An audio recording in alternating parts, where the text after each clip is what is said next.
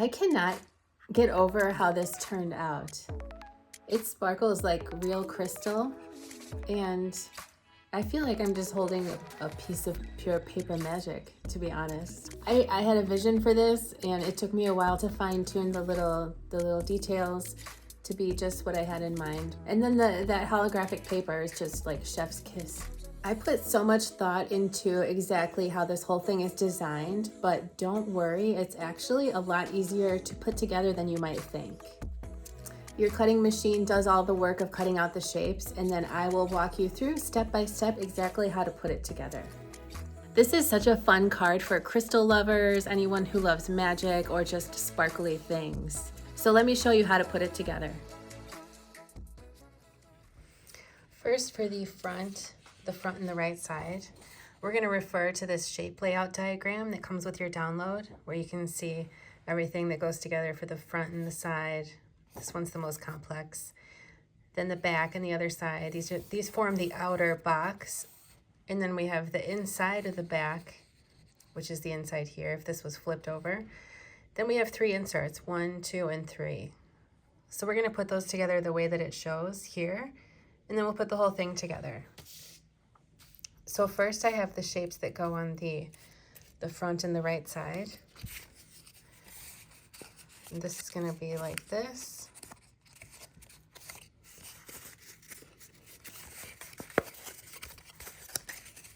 And like that. So here's this piece here. And then this is going to be going here, that there, and that there. And then this will be going here, that'll be there, and then these 2 pieces. These 2 are going to go up here. So here's how it looks with almost everything on it. Now we just need to put these on.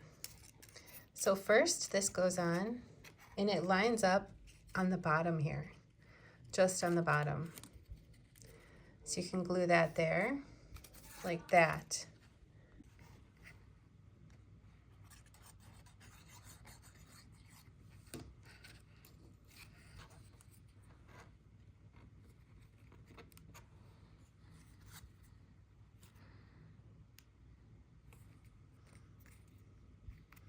So that should line up just perfectly, just right there, like this.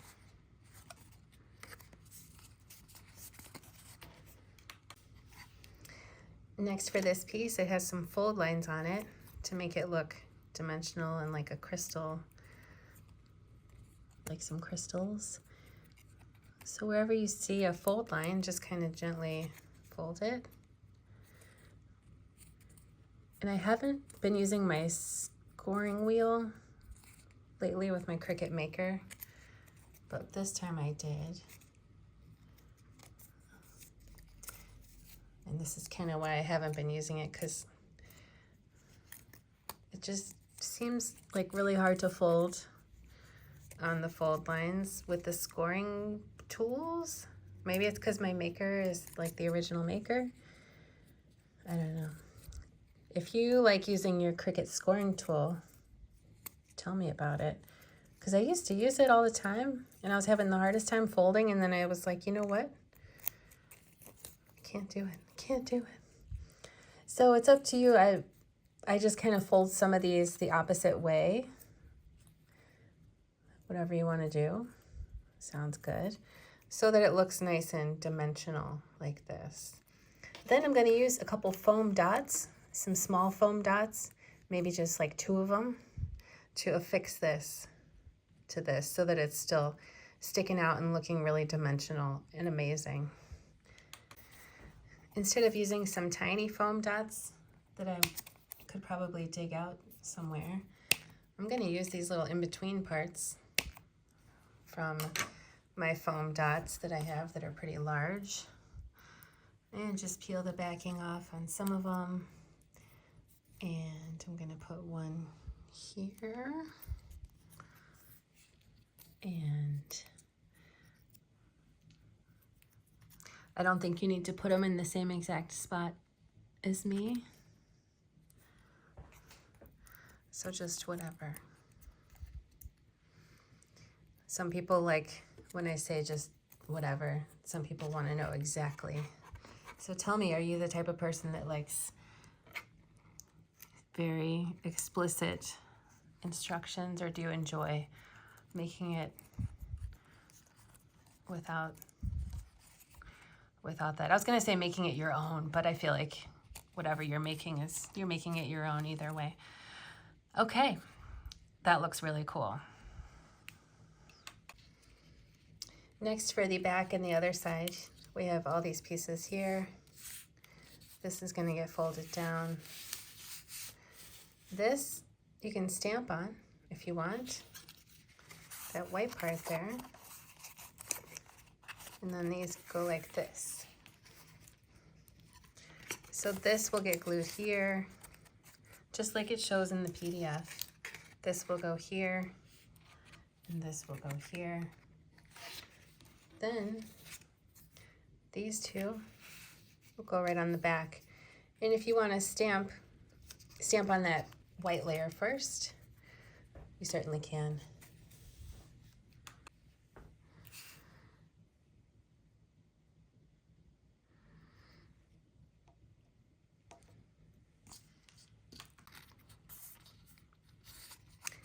So here's how it looks.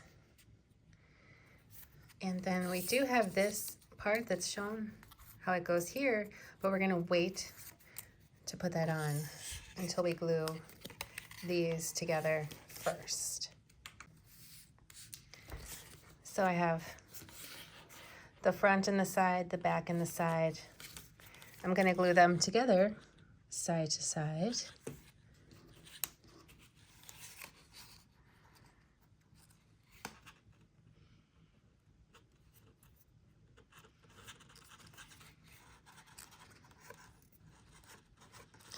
And once that is glued, you can go ahead and put this one on there.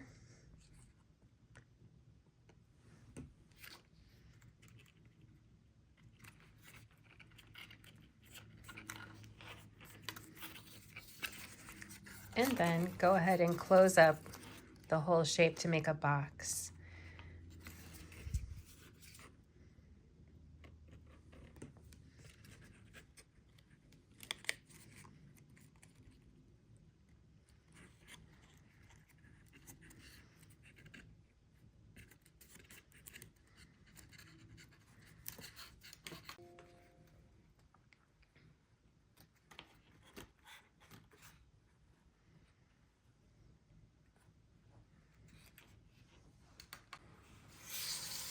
So next we've got insert 1, insert 2, and insert 3. I've gone ahead and matched these up the way that it shows in the shape layout diagram in your download. So go ahead and glue those into place on these inserts.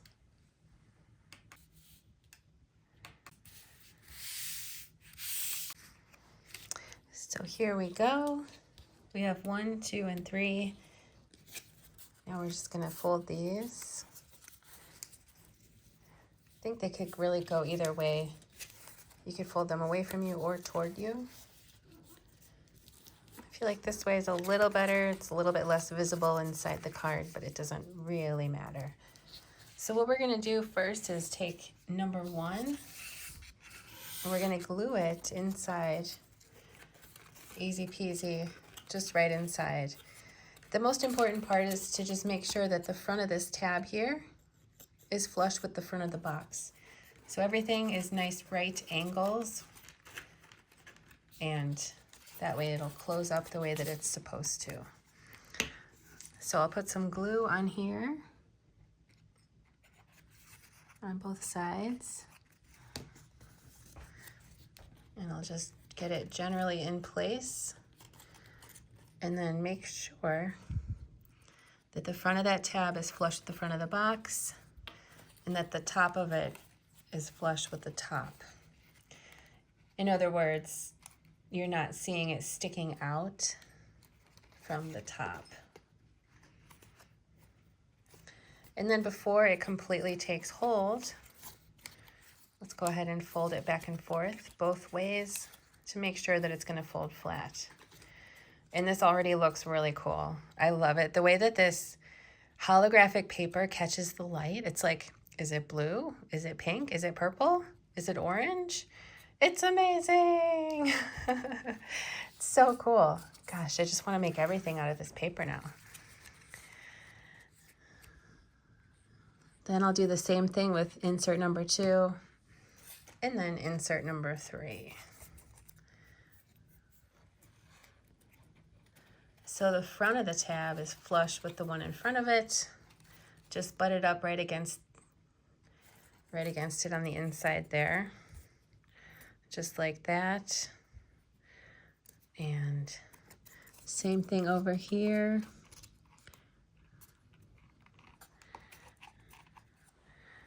So that tab is just right in there.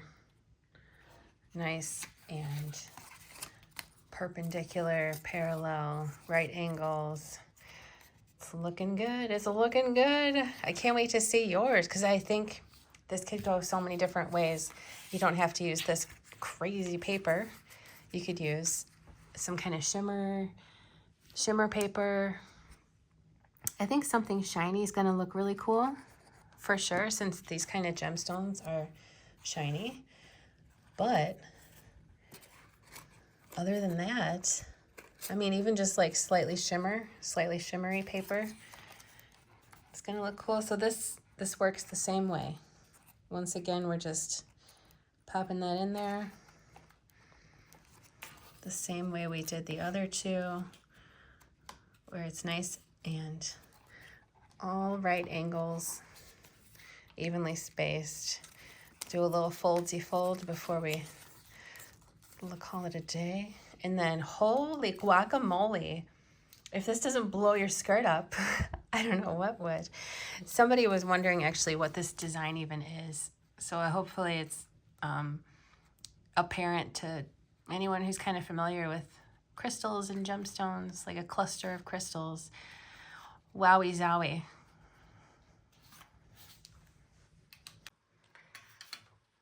For the envelope, here's how it comes off your mat.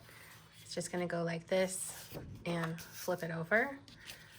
These are the sides, and this is the bottom, which just gets glued here and here, like so.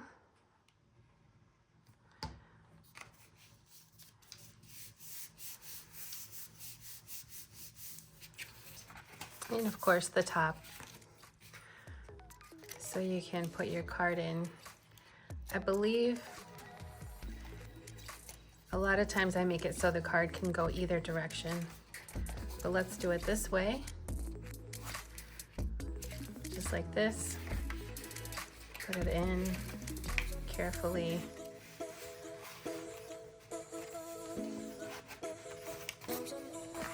And when you're ready to close it up, you can put some glue here, and that's it.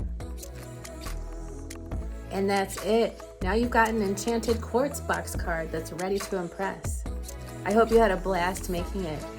If you'd like to share a photo of yours, I would love to see, so please share it in my Facebook group or tag me on social media. Thanks for watching. I'll catch you next time, and happy crafting.